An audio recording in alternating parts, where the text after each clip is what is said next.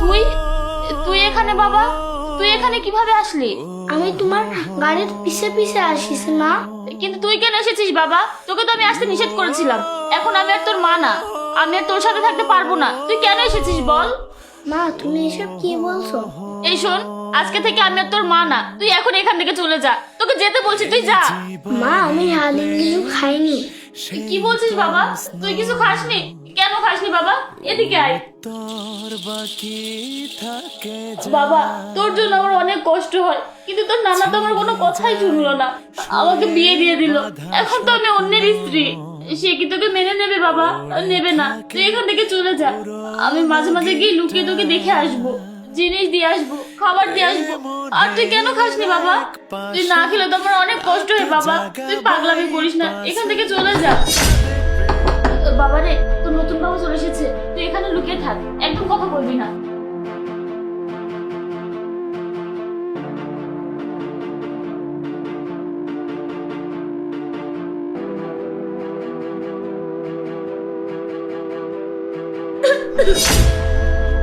কি ব্যাপার? আমার বন্ধুরা মনে হয় কাশি দিচ্ছে, দেখেছো? ফাজলামি করছে। দাঁড়াও, আমি দেখছি। আরে না না, এখানে কেউ নেই, আসো আমরা কথা বলি।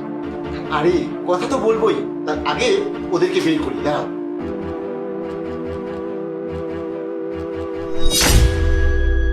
আরে এ বাবা, তুমি কে? তুমি এখানে কিভাবে আসলে? এই বলো, তুমি কে? আমি আমার আম্মুর কাছে আসিছি। তুমি আম্মুর কাছে এসেছো মানে? কে তোমার আম্মু? এইটা আমার আম্মু। অপু, কি বলছে এই ছেলে? এই তুমি ভুল বুঝো না, এই বাচ্চাটা কি বলতে কি বলেছে, ছোট মানুষ। আম্মু তুমি মিথ্যে বলছো কেন? তুমি তো আমার আম্মু।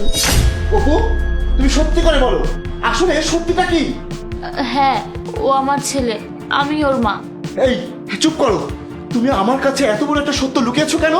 আমাকে তোমরা আগে কেন বলোনি? তোমার আগে একটা বিয়ে হয়েছিল, তোমার একটা বাচ্চা আছে। আমার কাছে শুধু তুমি না, তোমার ফ্যামিলিও সবকিছু গোপন করেছে, আমার সাথে প্রতারণা করেছে। তুমি শুধু আমার সাথে না, তোমার এই মাসুম বাচ্চাটার সাথেও তুমি প্রতারণা করেছো। কেন করেছো এসব?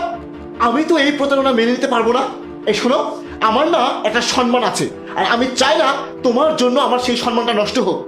আমি আর তোমার সাথে সংসার করতে চাই না। তুমি এক্ষুনি আমার বাসা থেকে বের হয়ে যাও।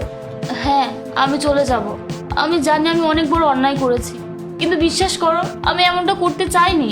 আমার পরিবার আমার কোনো কথা শুনেনি, আর তুমিও তো আমাকে দেখে পছন্দ করেছিলে, আর তুমিও ভালো, তাই আমার পরিবার আমাকে এই বিয়েটা করিয়ে দিয়েছে।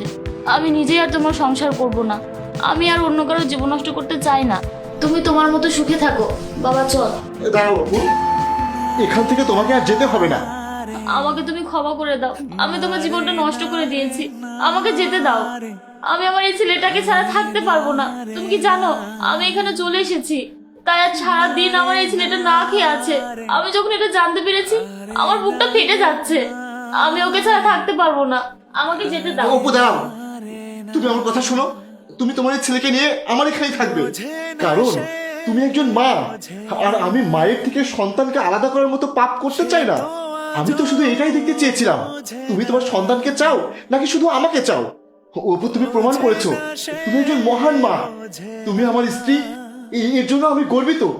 আজ থেকে ও আমার ছেলে, আমাদের ছেলে, আর এটা আমাদের সংসার। তুমি সত্যি বলছো? হ্যাঁ, সত্যি বলছি।